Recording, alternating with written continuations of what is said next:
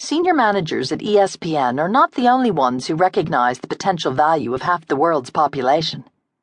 Muhtar Kant is a CEO at the forefront of partnering with women for growth. When he became head of the Coca-Cola Company's international operations in 2006, he was keenly aware that 65 to 70% of the people buying its products around the world were women. Then, shortly after becoming CEO in 2008, he pledged to make recruiting, developing, and advancing women and achieving true diversity one of the centerpieces of the company's and its bottling partners' 2020 vision for growth. Muhtar knew that women were critical to the future of Coca-Cola's business. He started internally, creating the company's Women's Leadership Council in 2008, a group of 17 executives tasked with figuring out how Coca-Cola could best recruit and promote its female talent.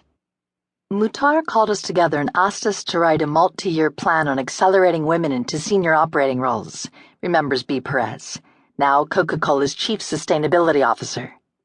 When I presented him with the metrics part of the plan, he said, "Your numbers aren't aggressive enough. I want to do more." Shortly after the Women's Leadership Council was formed, its members realized that the world's largest beverage company could use its corporate heft to further the UN Millennium Development Goals, 8 targets aimed at bettering the lives of the world's poorest people. With those targets in mind, the Leadership Council created the 5x20 program led by Charlotte Oates, which leverages Coca-Cola's resources and reach to empower 5 million female entrepreneurs along its value chain by 2020, including farmers, small-scale shop owners, and bottle and can recyclers. The 5x20 program is designed to help women entrepreneurs overcome 3 hurdles: difficulty obtaining capital, a lack of business training, and inadequate networks of mentors and peers.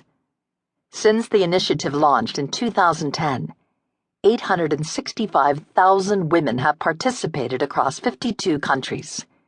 In Kenya and Uganda, for example, Coca-Cola, the Bill and Melinda Gates Foundation, and the international nonprofit TechnoServe recently completed an initiative called Project Nurture, which reached more than 53,000 farmers over 4 years, 30% of whom were women. The farmers received skills training in mango and passion fruit production, basic agricultural practices, farm management, and business skills. TechnoServe trains female farmers and their male peers, helping to increase women's representation in local farming groups and building their technical capacity. TechnoServe also links women farmers to local banks that provide them credit, and to the processors and exporters who turn their fruit into puree or help get them to the international market. Women farmers who participated in Project Nurture saw their average incomes increase by 140% over the 4-year program. Through Coca-Cola's ongoing investments in mango production in Kenya, 2 processors using produce from Project Nurture farmers now supply 100% of the mango puree for Minute Maid mango in Kenya, Uganda, Senegal, South Africa, Zimbabwe, and the Democratic Republic of Congo. More than 36,000 metric tons of fresh fruit from this project have been harvested and sold for use in the mango juice. In Brazil, Coca-Cola funds an economic empowerment and life skills training program called Coletivo, including programs targeting youth, artisans, women, and others from low-income urban communities all the way to the Amazon rainforest. Kim saw the power of 5x20 firsthand in 2012 when she visited a favela in the hillsides of Rio de Janeiro that had been overrun by drug lords and isolated from the outside world. During those years, many residents were afraid to walk the streets for fear of being caught in an all-too-frequent shootout.